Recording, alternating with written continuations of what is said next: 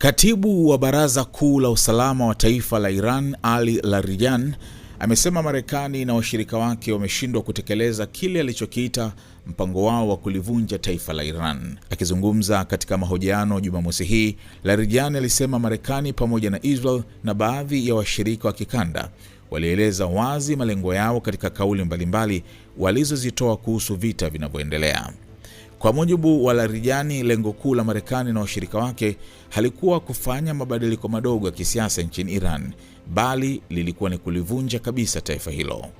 Katika siku za hivi karibuni, Donald Trump na washirika wake pamoja na Wazayuni na baadhi ya wadau wa kikanda walieleza wazi katika hotuba zao kwamba lengo lao kuu lilikuwa kuivunja Iran, alisema Larijani. Aliongeza kuwa kwa mtazamo wa Israel, kufanya mabadiliko madogo ndani ya Iran haina maana kubwa. Hivyo lengo halisi lilikuwa ni kulivuruga na kulisambaratisha taifa hilo.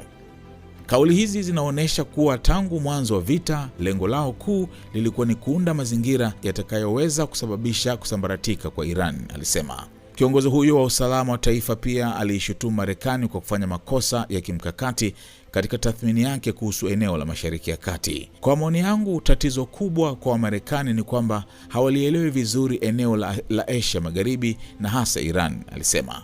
Aliongeza kuwa Marekani inaamini inaweza kutumia mbinu zile zile ilizozitumia katika baadhi ya nchi zingine kama Venezuela, lakini akasema hali ya Iran ni tofauti kabisa. Larijani alisema Marekani na washirika wake walijaribu kuwavunja moyo wananchi wa Iran kwa kuleta mshtuko mkubwa kupitia mashambulizi, lakini mpango huo haukufanikiwa.